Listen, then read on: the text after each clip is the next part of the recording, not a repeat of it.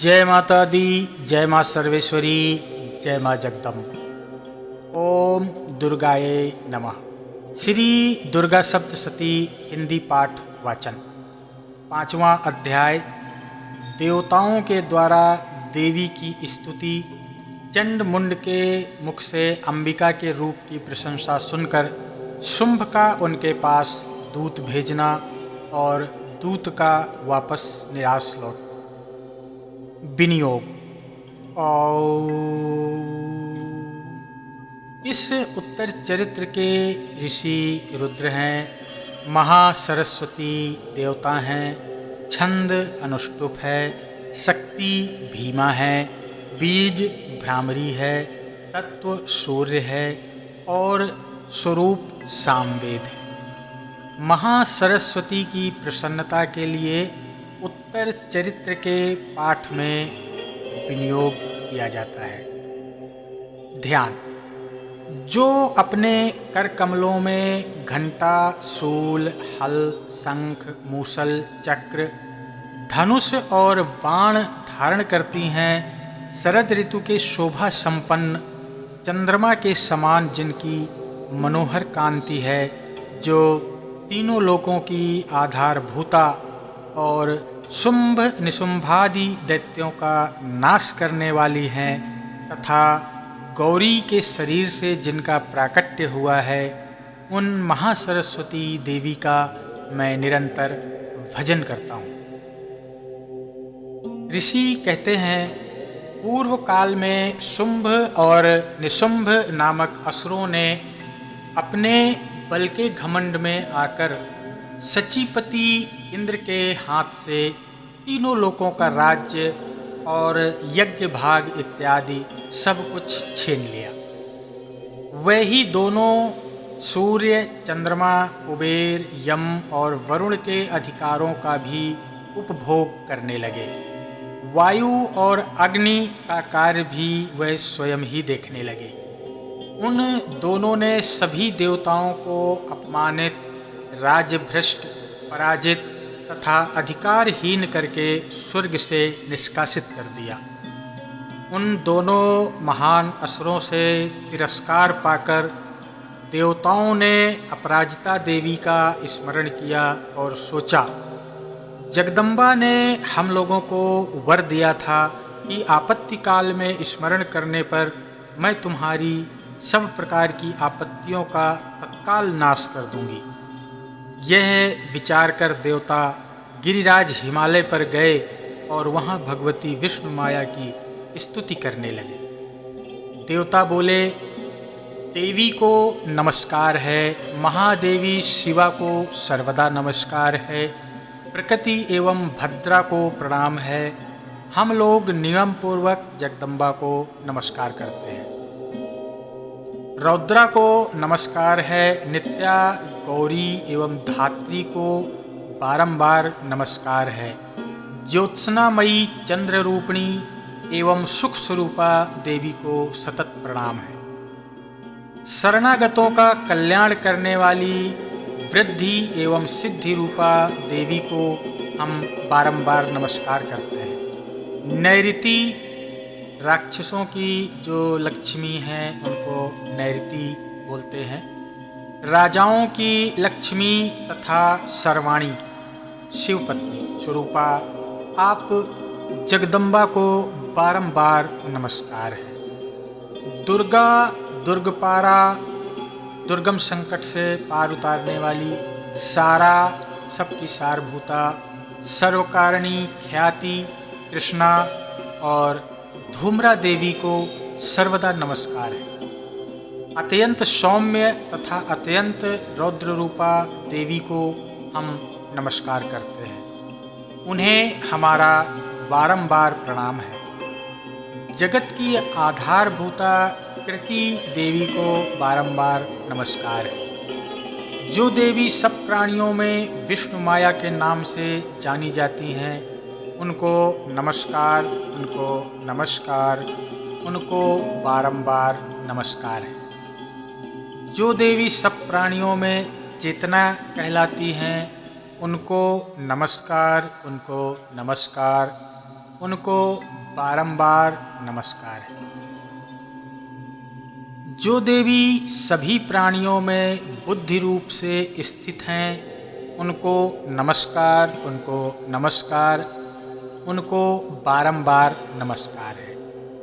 जो देवी सभी प्राणियों में निद्रा रूप से स्थित हैं, उनको नमस्कार, उनको नमस्कार, उनको बारंबार नमस्कार है।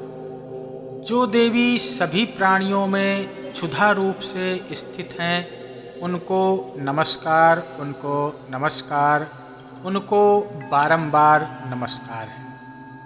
जो देवी सब प्राणियों में छाया रूप से स्थित हैं, उनको नमस्कार, उनको नमस्कार, उनको बारंबार नमस्कार है। जो देवी सब प्राणियों में शक्ति रूप से स्थित हैं, उनको नमस्कार, उनको नमस्कार, उनको बारंबार नमस्कार है। जो देवी सब प्राणियों में तृष्णा रूप से स्थित हैं, उनको नमस्कार, उनको नमस्कार, उनको बारंबार नमस्कार है। जो देवी सभी प्राणियों में शांति अर्थात क्षमा रूप से स्थित हैं, उनको नमस्कार, उनको नमस्कार, उनको बारंबार नमस्कार है। जो देवी सभी प्राणियों में जाति रूप से स्थित हैं, उनको नमस्कार, उनको नमस्कार, उनको बारंबार नमस्कार है। जो देवी सभी प्राणियों में लज्जा रूप से स्थित हैं, उनको नमस्कार, उनको नमस्कार, उनको बारंबार नमस्कार है। जो देवी सभी प्राणियों में शांति रूप से स्थित हैं, उनको नमस्कार, उनको नमस्कार, उनको बारंबार नमस्कार है। जो देवी सभी प्राणियों में श्रद्धा रूप से स्थित हैं, उनको नमस्कार, उनको नमस्कार, उनको बारंबार नमस्कार है। जो देवी सभी प्राणियों में कांति रूप से स्थित हैं, उनको नमस्कार, उनको नमस्कार, उनको बारंबार नमस्कार है। जो देवी सभी प्राणियों में लक्ष्मी रूप से स्थित हैं, उनको नमस्कार, उनको नमस्कार, उनको बारंबार नमस्कार है। जो देवी सभी प्राणियों में वृत्ति रूप से स्थित हैं, उनको नमस्कार, उनको नमस्कार, उनको बारंबार नमस्कार है। जो देवी सभी प्राणियों में स्मृति रूप से स्थित हैं, उनको नमस्कार, उनको नमस्कार, उनको बारंबार नमस्कार है। जो देवी सभी प्राणियों में दया रूप से स्थित हैं, उनको नमस्कार, उनको नमस्कार, उनको बारंबार नमस्कार है। जो देवी सभी प्राणियों में तुष्टि रूप से स्थित हैं, उनको नमस्कार, उनको नमस्कार, उनको बारंबार नमस्कार है। जो देवी सभी प्राणियों में माता रूप से स्थित हैं, उनको नमस्कार, उनको नमस्कार, उनको बारंबार नमस्कार है। जो देवी सभी प्राणियों में भ्रांति रूप से स्थित हैं, उनको नमस्कार, उनको नमस्कार, उनको बारंबार नमस्कार है।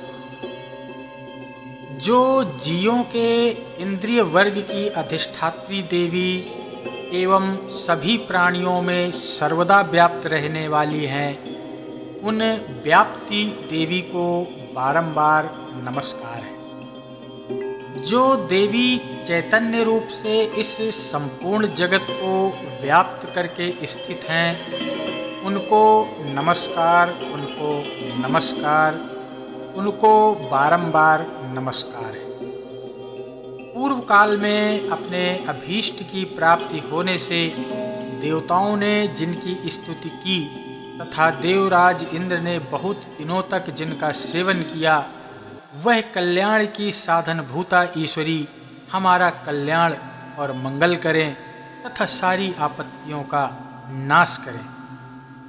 उद्दंड दैत्यों से सताए हुए हम सभी देवता जिन परमेश्वरी को इस समय नमस्कार करते हैं तथा जो भक्ति से विनम्र पुरुषों द्वारा स्मरण की जाने पर तत्काल ही समस्त विपत्तियों का नाश कर देती हैं, वह जगदम्बा हमारा संकट दूर करें।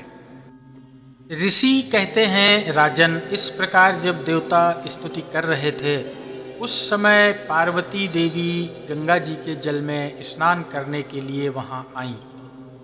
उन सुंदर भौहों वाली भगवती ने देवताओं से पूछा, आप लोग यहाँ किसकी स्तुति करते हैं?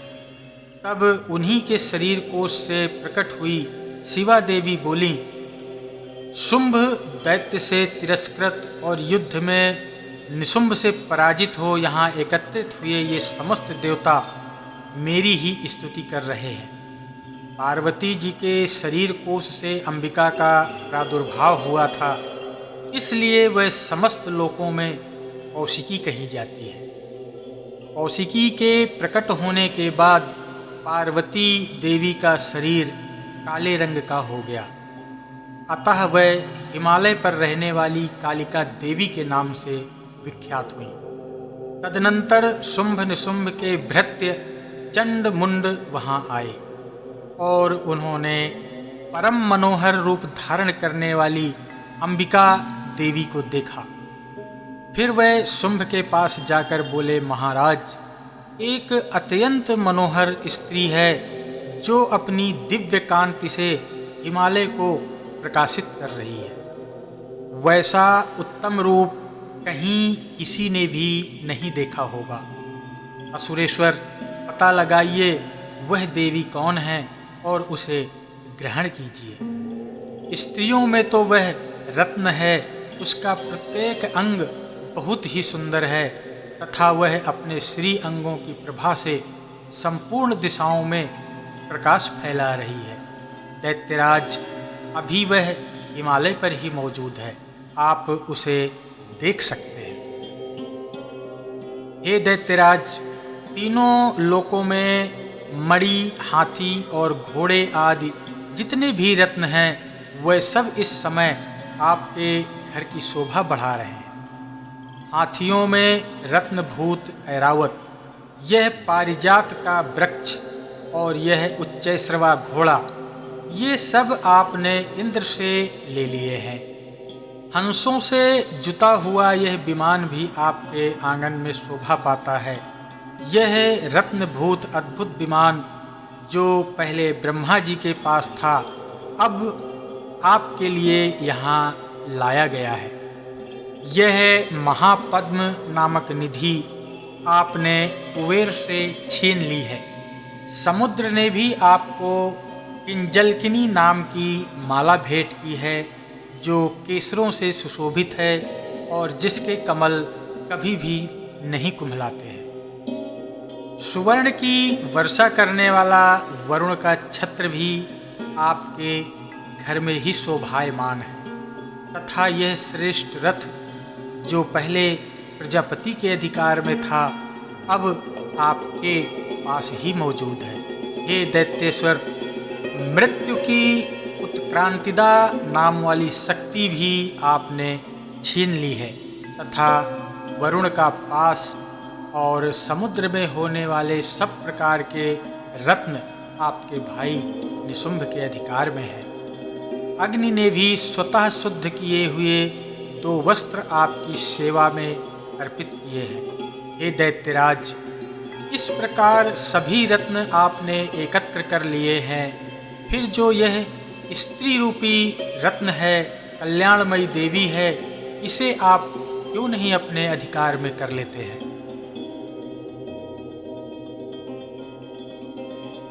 दैत्यराज, इस प्रकार सभी रत्न आपने एकत्र कर लिए हैं। फिर जो यह स्त्रियों में रत्न रूप कल्याणमयी देवी हैं, इसे आप क्यों नहीं अपने अधिकार में कर लेते? चंड मुंड का यह वचन सुनकर शुंभ ने महादैत्य सुग्रीव को दूत बनाकर देवी के पास भेजा और कहा, तुम मेरी आज्ञा से उसके सामने ये बातें कहना और ऐसा उपाय करना जिससे प्रसन्न होकर वह शीघ्र ही यहाँ आ जाए।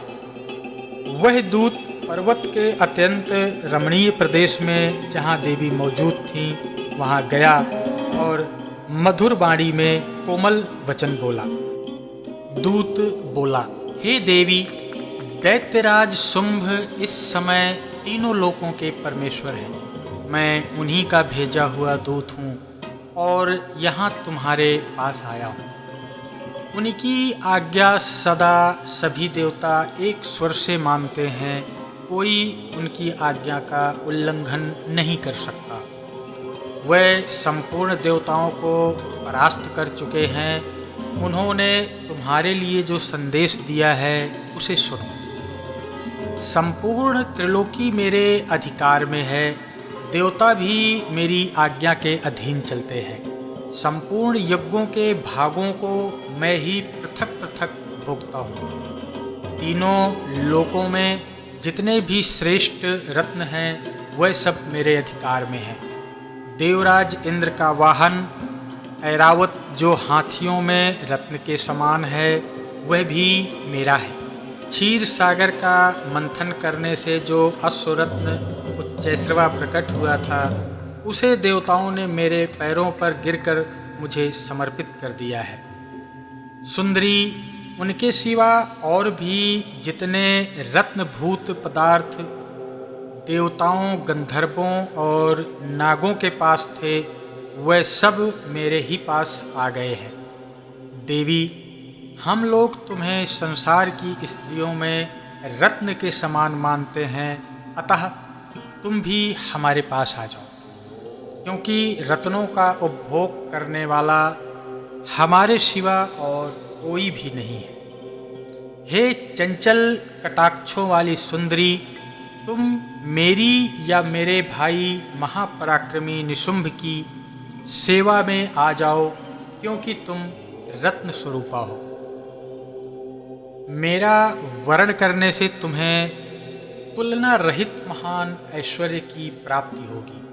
अपनी बुद्धि से यह विचार कर तुम मेरी भार्या बन जाओ। ऋषि कहते हैं, दूत के यूं कहने पर कल्याणमयी भगवती दुर्गा देवी जो इस जगत की पालक और धारण करता है, मन ही मन गंभीर भाव से मुस्कुराई और बोली। देवी ने कहा, दूत, तुमने सत्य कहा है, इसमें तनिक भी मिथ्या नहीं है। शुंभ तीनों लोकों का स्वामी है और निशुंभ भी उसी के समान महान पराक्रमी है। किंतु इस विषय में मैंने एक प्रतिज्ञा कर ली है, उसे मिथ्या कैसे करूं? मैंने अपनी अल्प बुद्धि के कारण जो पूर्व में एक प्रतिज्ञा कर रखी है उसे सुनो। जो मुझे संग्राम में जीत लेगा, जो मेरे अभिमान को चूर्ण कर देगा तथा संसार में जो मेरे समान बलवान होगा वही मेरा स्वामी होगा। इसलिए शुंभ तथा महादैत्य निशुंभ स्वयं ही यहाँ पधारें और मुझे जीतकर शीघ्र ही मेरा पाणी ग्रहण कर लें। इसमें विलंब की क्या आवश्यकता है? दूत बोला, हे देवी, तुम घमंड से भरी हुई हो, मेरे सामने ऐसी बातें ना करो। तीनों लोकों में कौन सा ऐसा पुरुष है जो शुंभ निशुंभ के सामने खड़ा हो सके? हे देवी, अन्य दैत्यों के सामने भी सारे देवता युद्ध में नहीं ठहर सकते, फिर तुम अकेली स्त्री होकर कैसे ठहर पाओगी? जिन शुंभ आदि दैत्यों के सामने इंद्रादि देवता भी युद्ध में खड़े नहीं हो सके, उनके सामने तुम स्त्री होकर कैसे जा पाओगी? इसलिए तुम मेरे ही कहने से शुंभ निशुंभ के पास चली चलो। ऐसा करने से तुम्हारे गौरव की रक्षा होगी, अन्यथा जब वे केस पकड़कर घसीटेंगे तब तुम्हें अपनी प्रतिष्ठा को खोकर जाना पड़ेगा। देवी ने कहा, तुम्हारा कहना ठीक है। शुंभ बलवान है और निशुंभ उससे भी बड़ा पराक्रमी है, किंतु क्या करूं? मैंने पहले बिना सोचे समझे प्रतिज्ञा कर ली है, अतः अब तुम जाओ। मैंने तुमसे जो कुछ कहा है वह सब दैत्यराज से आदरपूर्वक कहना, फिर वह जो उचित जान पड़े वही करें। श्री मार्कंडेय पुराण में सावर्णिक मनवंतर की कथा के अंतर्गत देवी महात्म्य में देवी दूत संवाद नामक 5वां अध्याय संपन्न हुआ। जय माता दी।